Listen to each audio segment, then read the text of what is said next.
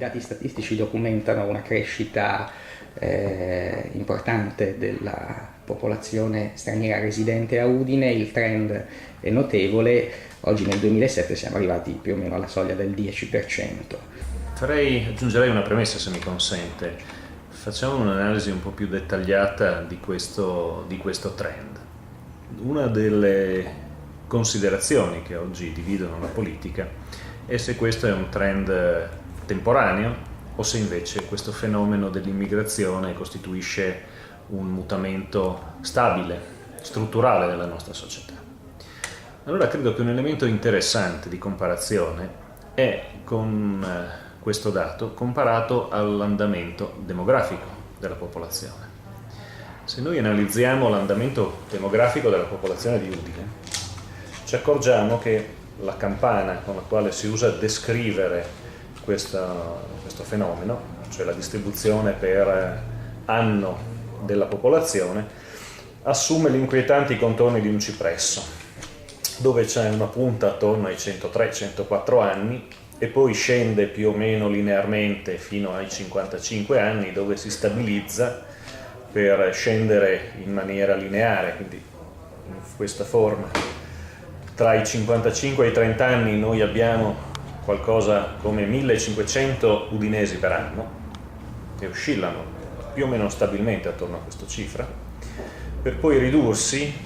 all'altezza del tronco, quindi nella fascia tra i 4 e i 18 anni, sull'ordine dei 500 per anno, per poi riallargarsi come le radici dal punto di un albero, soprattutto grazie ai nuovi nati figli di coppie in cui almeno un genitore è un extracomunitario. Allora questa considerazione, se noi proiettiamo a 20 anni quello che sarà l'andamento, la curva demografica degli udinesi nati a Udine, vissuti, cresciuti a Udine, ci accorgiamo di una ecatombe virtuale tra i trentenni e i cinquantenni, mettiamolo tra i ventenni e i quarantenni del 2030. Dove appunto mentre oggi ci sono 1500 per 15 anni, cioè circa 22.000 abitanti, nel 2030 e nel 2035 gli udinesi saranno 7.500-8.000. A questo vuol dire che la proiezione facile che si può fare è quella che se il sistema economico tiene, quindi se il territorio e il sistema produttivo richiameranno forza lavoro per le stesse cifre, gli stessi livelli attuali, vuol dire che i 2/3, per alcune fasce di età, i 2/3 della popolazione che vivrà a Udine nel 2035 non saranno nati a Udine e non saranno adesso viventi a Udine. Allora, questo fa pensare che i processi di migrazione non saranno processi temporanei, ma saranno processi strutturali, cambiamenti strutturali. E rispetto a questi, evidentemente, dobbiamo attrezzare le nostre politiche. L'immigrazione quindi oggi è un fatto strutturale e quindi l'obiettivo che noi dobbiamo porci è quello di costruire una società e una città, quindi una comunità cittadina con una componente di nuovi soggetti così ampia, così significativa e così consistente. Questo ha accanto una serie di corollari rispetto alla situazione, cioè nella ipotetica e prevedibile oggi Udine del 2030, molte famiglie di udinesi, che oggi sono udinesi, saranno famiglie di ultra 65 anni, con un componente, nella maggiore parte, in cui i figli, le coppie saranno prevalentemente coppie di figli unici, quindi il nucleo familiare dovrà sostenere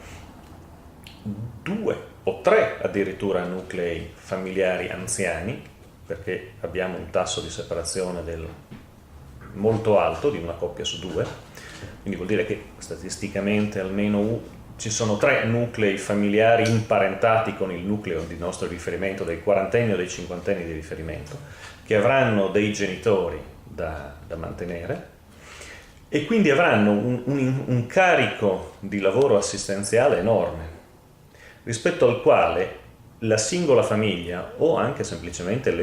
l'istituzione non basteranno, stante anche il trend che oggi noi registriamo nella nostra capacità di seguire oggi una popolazione anziana che è in netta crescita, che oggi si aggira al 20%. Allora, tutto questo ci fa pensare che uno degli obiettivi principali che noi dobbiamo perseguire nelle nostre politiche è quello dell'integrazione dei nuovi soggetti all'interno della comunità. Integrazione che ha una sua dimensione etica, una sua scelta di valore, ma anche una sua constatazione pragmatica su quello che sarà una Udine del 2035, dove gli immigrati ci saranno. Non so se saranno immigrati da Povoletto, dal sud Italia o dal resto del mondo. Siccome l'andamento demografico dei paesi contermini non è poi così diverso da Udine, saranno meridionali se continueranno a fallire tutte le politiche meridionalistiche di riequilibrio delle situazioni economiche del nostro paese, ma il trend in questo momento ha smesso di produrre immigrazione dal sud. È evidente che l'immigrazione avverrà dalle zone del pianeta dove maggiore sarà il differenziale economico, e quindi oggi prevalentemente da quei paesi che non riescono a essere un motore di sviluppo, che non riescono cioè a ingenerare al proprio interno processi di sviluppo efficaci. Allora, in questo scenario è anche facile prevedere quali saranno i principali linee di flusso. Sarà difficile che dall'India si muoveranno molte persone, visto che l'India in questo momento è un paese che ha un forte tasso di sviluppo. È difficile appunto pensare che possano venire dal nord Europa, stante il fatto che oggi come oggi, Schengen o non Schengen, grandi migrazioni interne alla comunità non ce ne sono. La lingua è ancora una barriera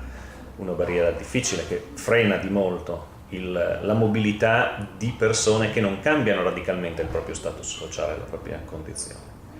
Quindi è anche facile immaginare quali saranno lo status delle persone che si muovono, prevalentemente quelle per le quali la prospettiva di un'avventura, come può essere una migrazione in condizioni di estrema precarietà, a quantomeno presenta un salto, una prospettiva di miglioramento sensibile e quindi sufficiente a motivare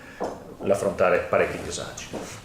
Bene, tutto questo ci permette di dire che abbiamo e che siamo di fronte ad una trasformazione effettivamente epocale della struttura della nostra società, rispetto alla quale occorre intraprendere dei percorsi. Questi non sono processi che si possono governare in maniera autoritaria. Non esistono gli strumenti, non esiste nel modello culturale europeo. Salman Rushdie diceva che una delle forze, degli elementi di forza della cultura europea è sempre stata la capacità di assorbire e poi rirradiare e universalizzare un messaggio, i contributi culturali. Questa è la forza dell'Europa. Quando l'Europa ha assunto modelli diversi di chiusura, ne sono uscite delle tragedie. Credo che l'esperienza del passato ci abbia insegnato, tutto sommato, che tra i due rischi, quello dell'apertura è il rischio minore. Qual è la posta di questa partita complicatissima e delicatissima,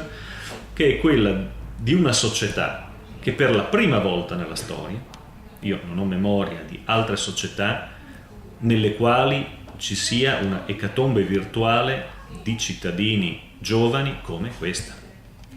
Generalmente quando succedevano cose di questo tipo le società erano spazzate via.